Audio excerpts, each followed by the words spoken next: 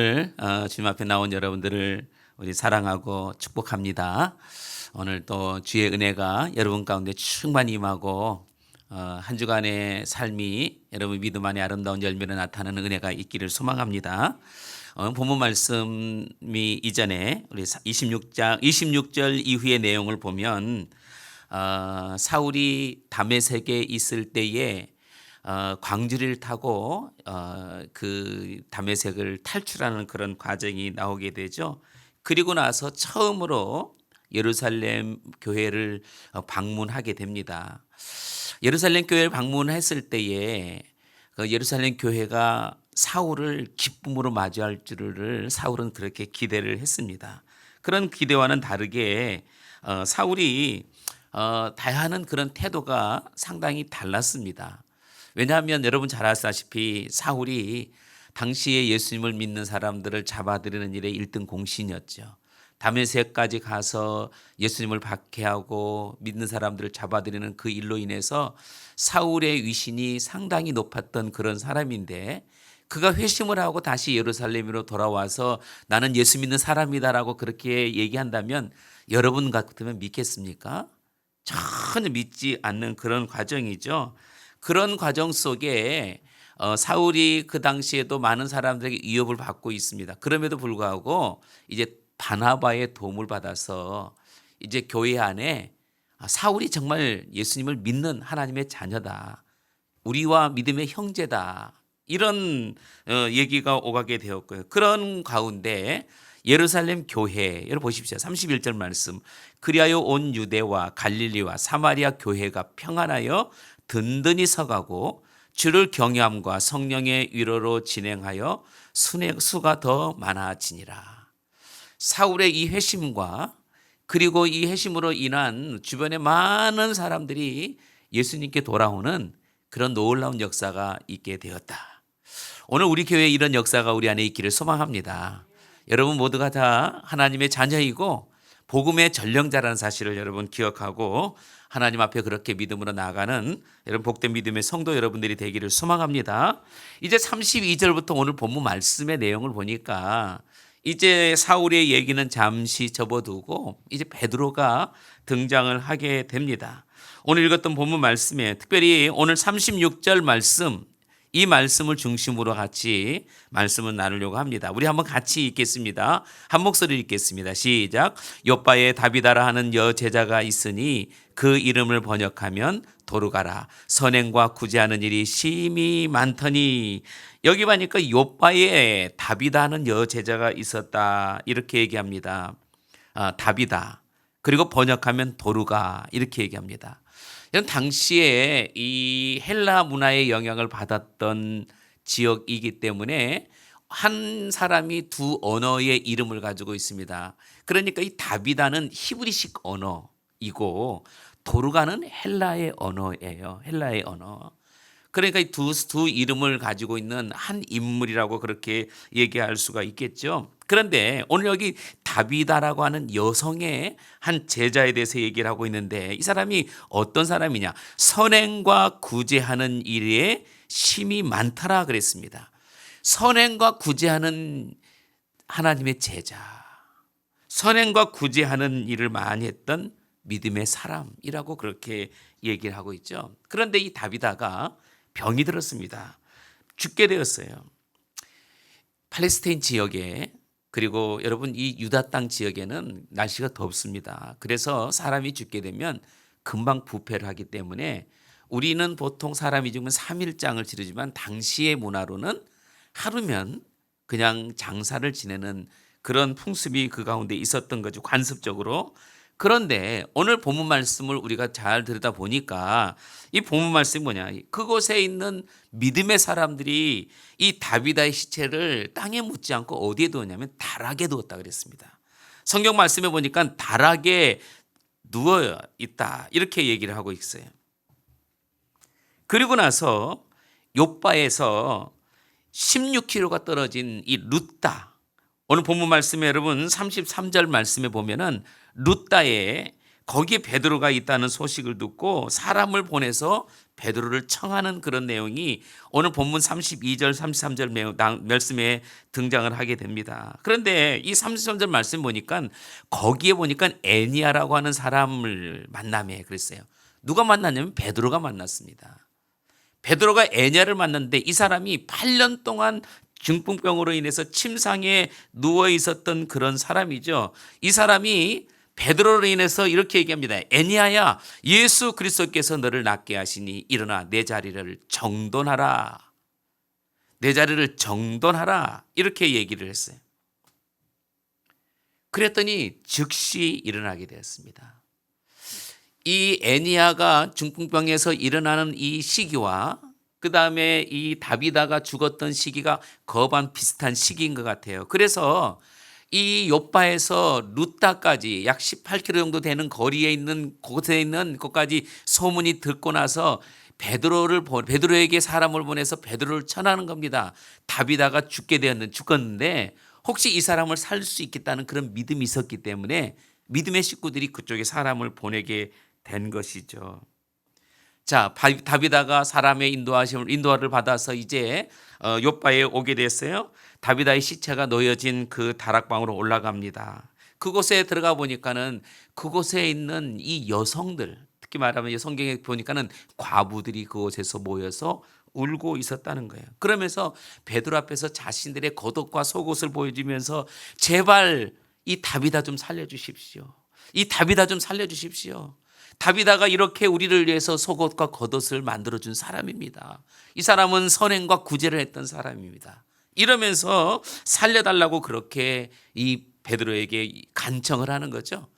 이 얘기를 들었던 베드로는 다락방에서 사람들을 다 보내고 난 이후에 무릎을 꿇고 하나님께 기도하고 또 그 시신 앞에서 이렇게 외치는 겁니다. 다비다야 일어나라. 여러분, 이 루따에서 중풍병자를 일으킬 때 이 중풍병자를 이렇게 애니아야 그리스도께서 너를 낫게 하시니 일어나 내 자리를 정돈하라 이렇게 얘기했는데 오늘 욥바에서는 다비다야 일어나라 그렇게 얘기했습니다. 여러분, 이 일로 인해서 다비다가 그 자리에서 즉시 일어나게 돼요. 룻다와 욥바의 이 사건으로 인해서 여러분 42절 말씀에 보면은 이렇게 말씀합니다. 온 욥바 사람들이 알고 그랬어요. 무엇을 알았던 거예요? 바로 이 다비다가 죽었던 다비다가 살아난 이 사건을 알게 되었다는 것. 수많은 사람들이 주를 믿게 되었다. 이렇게 얘기를 하고 있어요. 지금도 하나님께서는 성령의 은혜로 역사가 지금도 일어나고 있다는 사실을 믿으시기 바랍니다. 자, 그런데 오늘 본문 말씀에 지금 오늘 여기 말씀해 보니까는 선행과 구제하는 심히 많이 했던 그 다비다가 오늘 병으로 죽었다. 이렇게 기록을 하고 있습니다. 병으로 죽었다. 많은 사람들이 우리 믿음의 사람들을 향해서 외칠 때 이렇게 얘기해요. 또 우리는 보통 이런 얘기를 많이 합니다. 저 사람은 정말 착하게 살고 선을 그렇게 베푼 사람인데 참 일찍 죽었다. 이런 얘기들을 많이 하죠. 우리 그 교계에 아주 유명하신 분이 계십니다. 한 분은 오카는 목사님이세요. 이분은 폐병으로 돌아가신 분이에요. 젊었을 때 폐수술을 받았는데 이 폐수술을 받았지만 이 폐결핵으로 인한 흉터가 폐암으로 바뀌어지면서 73세의 나이에 돌아가셨습니다. 그리고 또 그 근처에 또 온누리교회에 그 목사님이신 하용조 목사님이라는 분이 계시죠. 이분도 그 간암 수술을 받는데 약 한 7차례에 걸쳐서 수술을 받고 돌아가셨어요. 이분의 나이가 그때 당시에 65세입니다. 그러니까 굉장히 젊을 때잖아요. 굉장히 젊은 나이에 많은 사람들이 이런 얘기를 듣게 되면 얘기합니다. 아니, 저렇게 유명하고 저렇게 열심히 하나님 나라를 섬기고 그렇게 살아간 사람이 왜 이렇게 일찍 죽느냐. 오히려 저런 사람들이 더 오래 살아야 되지 않느냐. 이런 얘기들을 많이 하죠. 보통 믿지 않는 사람들은 오래 사는 것, 그리고 건강하게 그렇게 살아가는 것, 여러분 이렇게 사는 것이 옳다고 생각해요. 하나님을 믿는 사람들은 더 잘 살아야 되고 더 오래 살아야 되지 않느냐라고 그렇게 얘기를 합니다. 물론 틀린 말은 아니에요. 우리가 건강하게 살면 여러분 오래 살 수 있죠. 오래 사는 것이 건강하게 오래 사는 것이 복입니다. 그러나 우리가 한 가지 더 우리가 생각할 것이 있다는 사실이에요. 그것은 바로 건강하게 오래 사는 것보다 더 중요한 것이 있어요. 여기도 지금 우리 경로 어르신들도 계시고 우리 교회 안에 많은 경로 어르신들이 계십니다.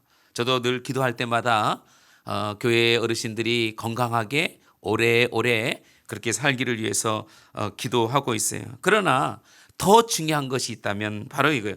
건강하게 오래 사는 것도 중요하지만 우리가 인생을 살아가면서 그 인생 가운데 아름다운 우리 인생의 발자취를 우리가 남기고 살아가느냐. 내 과거의 뒷모습을 돌아볼 때 정말 이렇게 정말 멋있는 인생으로 그렇게 살아가느냐. 이것이 더 중요하죠. 오늘 다비다가 정말 구제와 선행을 통해서 살아갔던 이 모습을 우리가 보면서 오늘 우리가 두 가지의 질문을 한번 해보게 되는 거예요. 그중에 첫 번째가 뭐냐면 정말 그렇다면 죽은 뒤에 우리가 영원한 삶을 우리가 누릴 수 있느냐 이겁니다. 죽음 이후에 우리가 영원한 인생을 누릴 수 있느냐, 영원한 생명을 누리고 살아갈 수 있느냐 이 질문입니다. 여러분 히브리서 말씀에 보면 한 번 죽은 것은 사람에게 정한 것이요 그 후에는 심판이 있으리니 그랬어요. 마지막 때가 되면 모든 인류의 사람들은 하나님의 심판대 앞에 반드시 서게 됩니다. 부정할 수 없는 그런 사람이에요. 그런데 여러분 그 심판대 앞에 섰을 때 하나님께서 우리에게 질문하신 내용이 무슨 내용일까? 가만히 생각해 보니까 너가 정말 진정으로 예수님을 구주로 영접했느냐? 이 질문일 것 같아요. 너는 정말 예수를 주로 고백하느냐 이거예요. 베드로에게 예수님께서 말씀하신 것처럼 너는 나를 누구라 하느냐 이 질문이죠. 그때 베드로가 이렇게 대답을 했습니다. 주는 그리스도세요 살아계신 하나님의 아들이십니다. 오늘 예수님께서 우리에게 질문하실 때 그렇습니다 주님 저는 예수님을 믿습니다. 여러분 이런 대답을 할 수 있는 사람이라면 그 인생은 복된 인생이 될 줄 믿습니다. 이 질문이 우리에게 너무너무 중요한 것이에요. 왜냐하면 이 질문에 답을 하는 사람이 영원한 천국에서 주님과 함께 소망을 가지고 살 수 있기 때문에 그런 거예요. 오늘 여기 다비다가 어떤 사람이냐. 오늘 아까 읽었던 말씀에 보니까 다비다가 여제자 그랬습니다. 이 말은 예수님의 제자였다는 것이에요.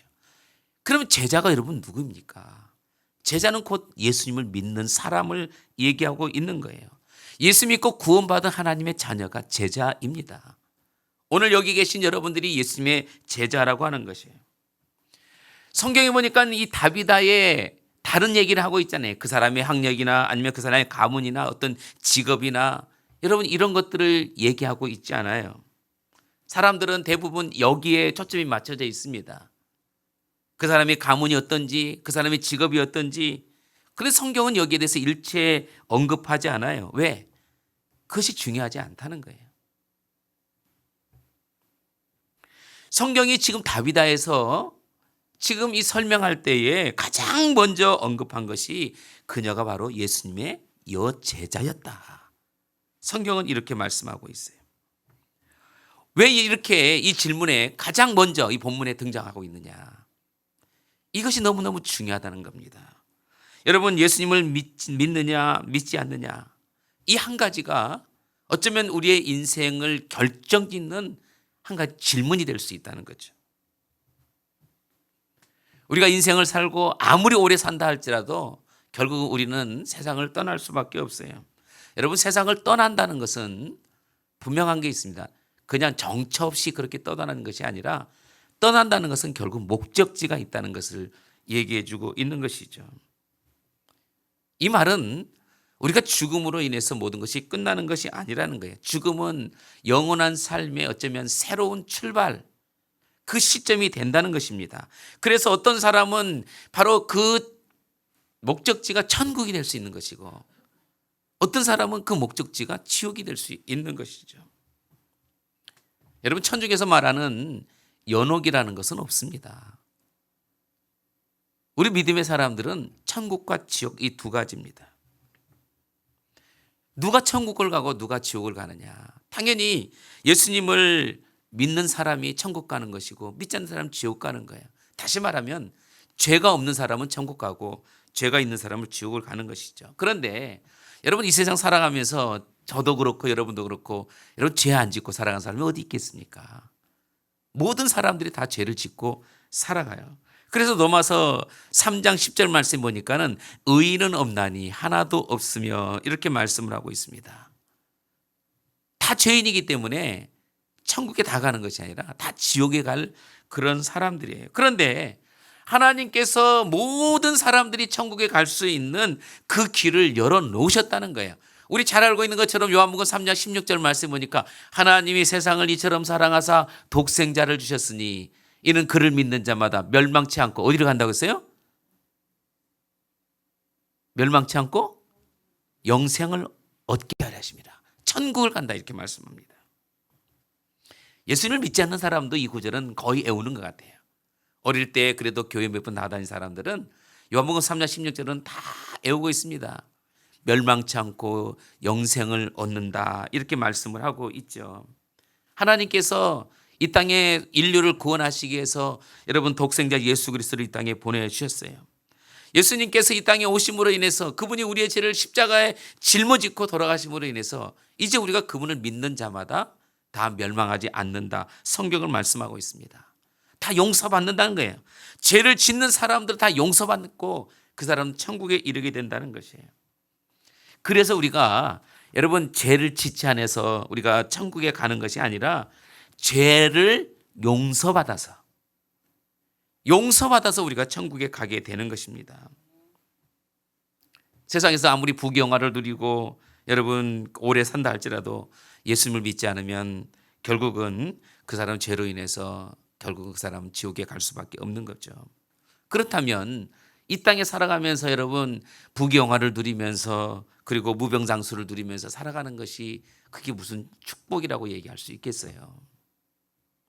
비록 짧지만 그리고 가난하지만 그리고 정말 때로는 질병 때문에 고통 속에 우리가 살아가고 있지만 그럼에도 불구하고 내가 정말 죽어서 천국에 갈 수 있다면 그것이 하나님의 소망이고 하나님의 기쁨이고 여러분 이것보다 더 큰 축복이 어디 있겠느냐.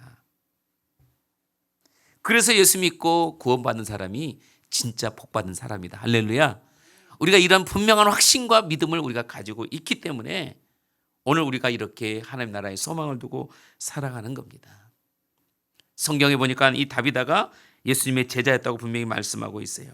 여러분 그렇기 때문에 이 다비다의 인생에서 가장 중요한 것은 바로 그가 바로 예수님의 제자였다는 거예요. 그래서 성경은 이 말씀에 대해서 첫 구절에 바로 그렇게 이 36절 말씀에 그렇게 말씀을 하고 있는 것이죠. 오늘 우리에게도 중요합니다. 제가 여러분에게 질문을 드립니다. 여러분들은 예수님의 제자입니까? 이 말을 다른 말로 표현하면 하나님 앞에 섰을 때 저는 예수님을 믿습니다. 예수님을 나의 구원자라고 고백합니다. 이런 고백을 우리가 분명히 할 수 있느냐? 여기에 대답을 분명히 하는 사람만이 진짜 예수님의 제자라고 또 그 사람은 복을 받는 사람이라고 우리가 얘기할 수 있는 거죠. 아직까지 이 질문에 대해서 우리가 진정한 대답을 못하고 우리가 또 세상에서 그렇게 아무리 성공을 하고 부귀영화를 누린다 할지라도 여러분 그것을 우리가 고백하지 못하면 그건 진정한 축복이라고 얘기할 수가 없는 겁니다. 혹시 여기 이 자리에 여전히 우리가 예수님을 믿고 있지만 주님에 대한 분명 확신을 갖지 못하고 있던 그런 영혼들이 있다면 오늘 이 시간에 여러분 마음을 활짝 여시기 바랍니다. 그리고 정말 예수님을 우리 안에 초청하고 정말 예수님을 믿지 않고 내 마음대로 살았던 우리의 삶들을 하나님 앞에 죄를 고백하고 그 예수님을 내 안에 진정으로 모시고 여러분 그렇게 살아가는 은혜가 있기를 소망합니다.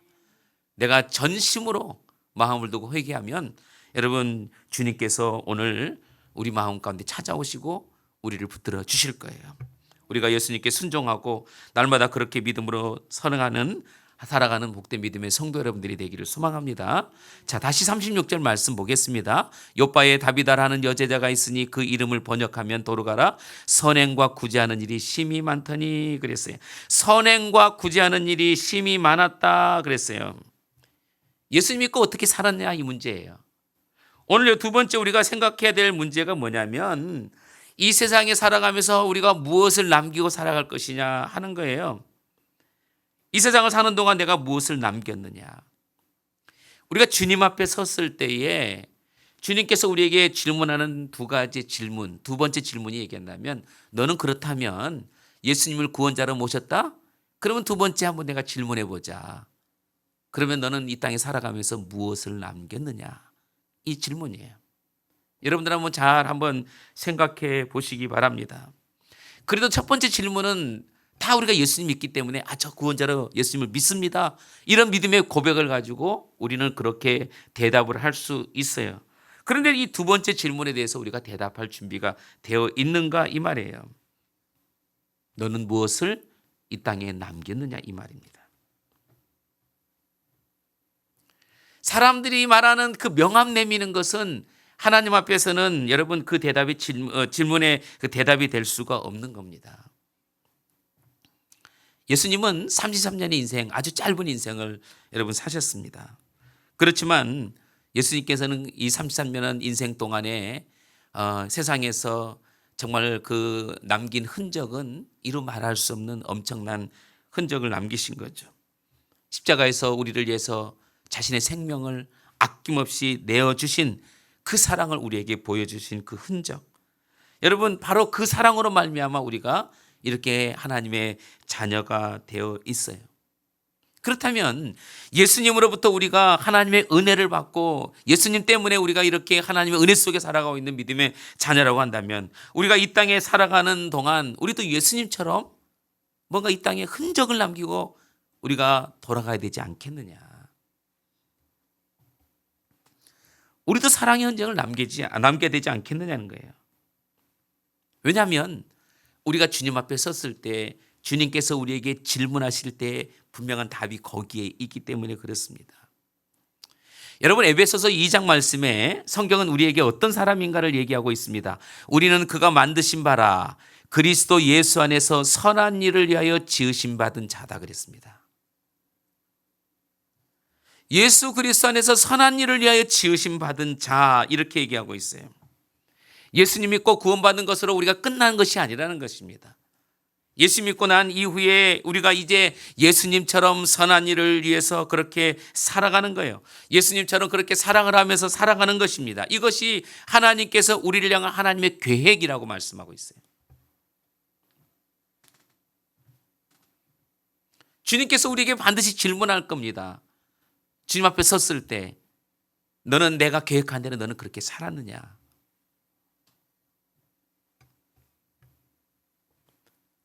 이 땅에 살아가면서 우리가 주님께서 우리에게 베풀어 주신 그 사랑의 흔적을 우리가 남기고 여러분 그렇게 살아가는 사람이 복 있는 사람이에요.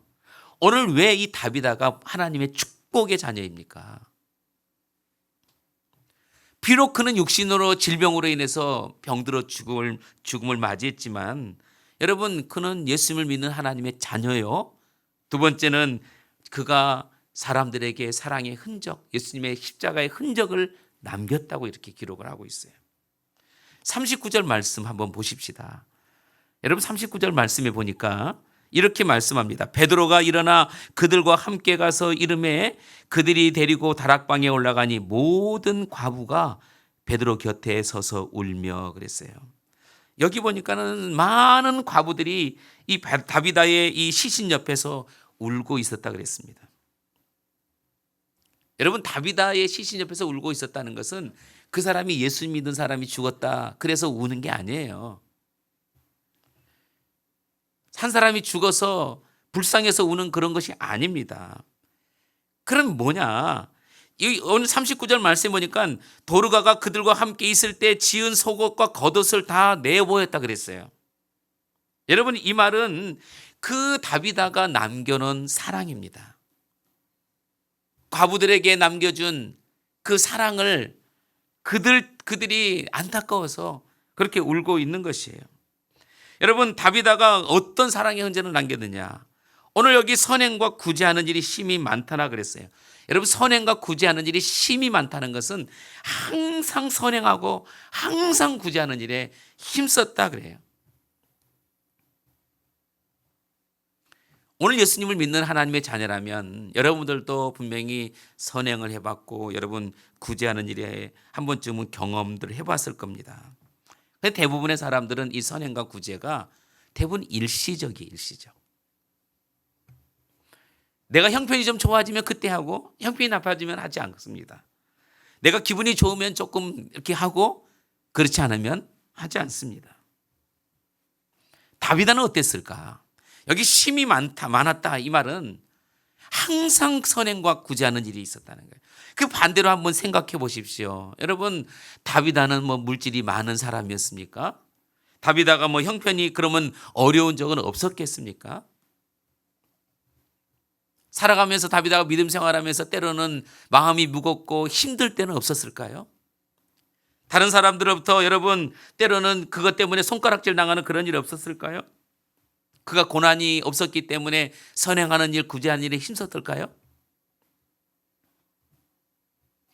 그렇게 선행과 구제하는 그 일을 통해서 때로는 사람들로부터 모함을 받는 일도 분명히 있었을 겁니다.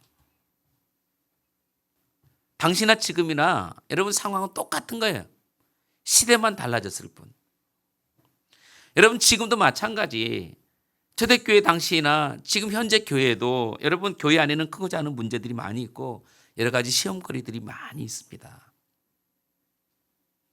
그런데 오늘 본문 말씀에 보니까는 다비다가 쉬지 않고 선행과 구제하는 일에 힘썼다 그랬어요.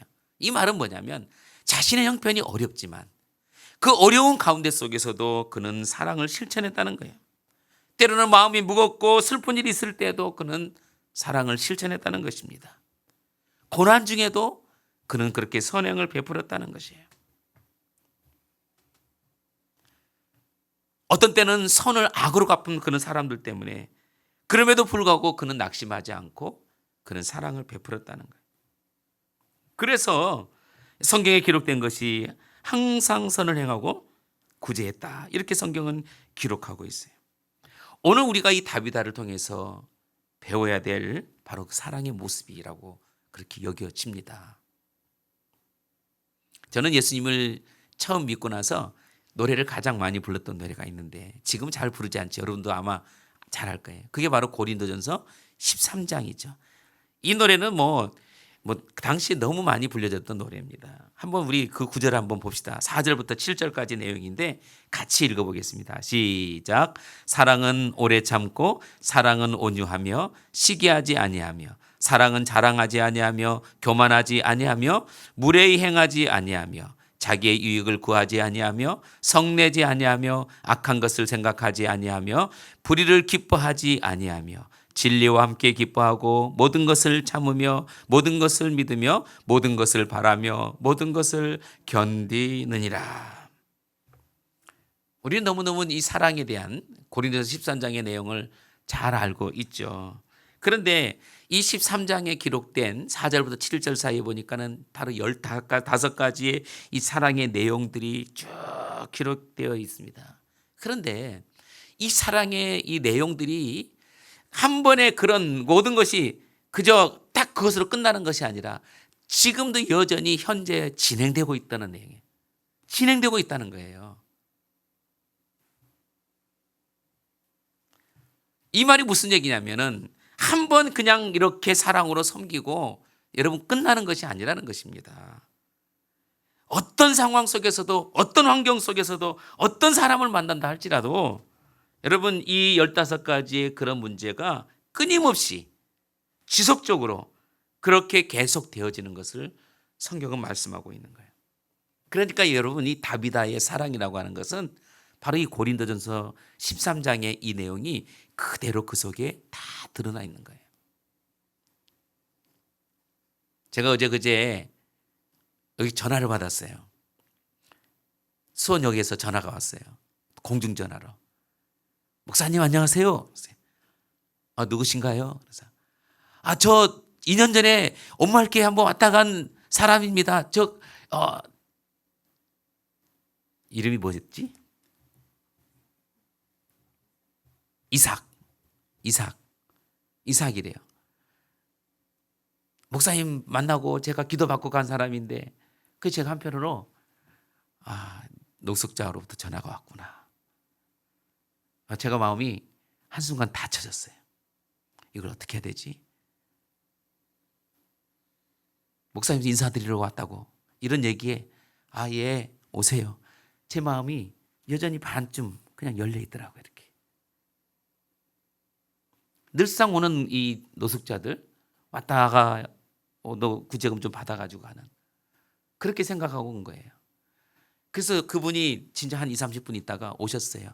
얼굴은 기억이 안 나. 근데 와서 보니까 이제 생각이 나더라고요. 얼굴이 까맣고.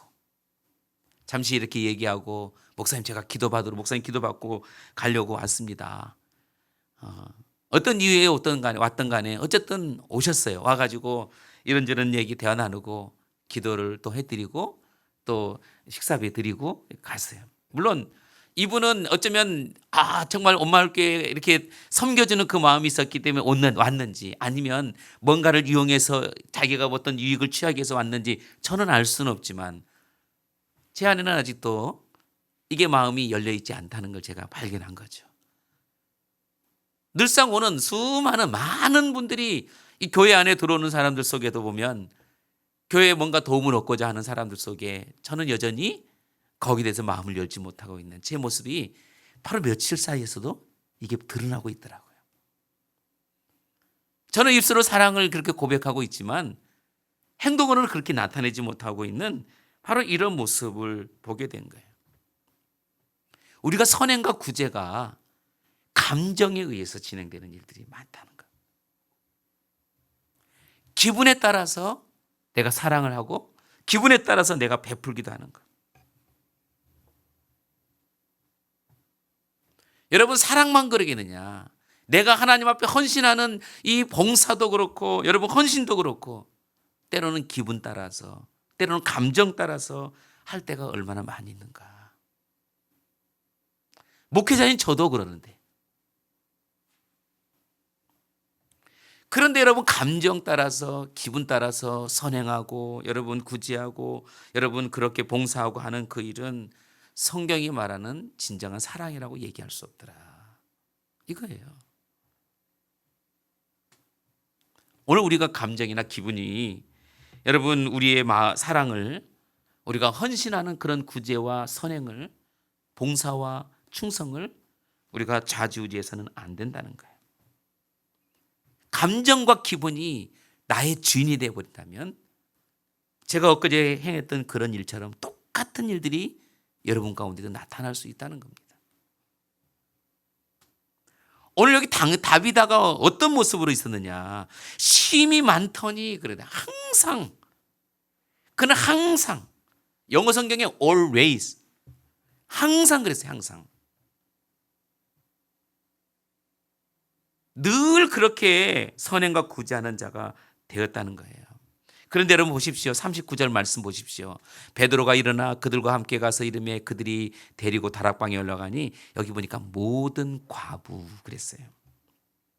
다비다의 선행과 구제는 여러분 한마디로 표현하면 지극히 작은 자를 위한 선행과 구제였다는 거예요. 여기 모든 과부라고 하는 것은 뭐냐면은 과부와 함께 쉽게 말하면 지극히 작은 자를 대표하는 거예요.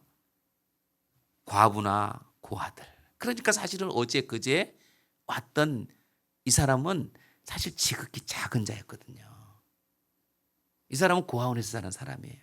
부모가 누군지도 몰라요. 나이가 40 몇 살 남자인데 몸에 질병이 있는 것 같아요. 몸에 질병이 있었던 것 같아요. 얼굴이 새카맣고 삐쩍 말라있고. 그러니 아마 제가 보기에는 태어났을 때 문제가 되니까 이 아이를 버린 것 같아요. 버린 것 같아. 근데 그 마음은 너무너무 순수해.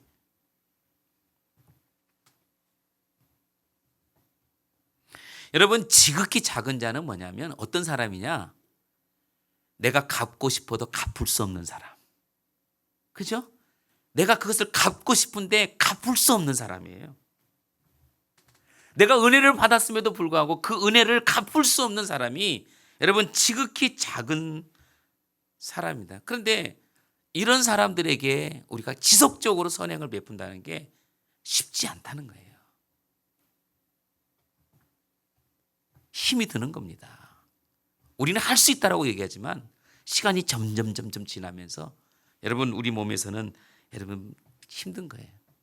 쉽게 말하면 밑 빠진 독에 물 붓는 시기에 그 사랑이 되어지는 거죠. 그래서 여러분 지극히 작은 자에게 사랑을 베푸는 사람이 적다는 거예요. 적다는 거예요.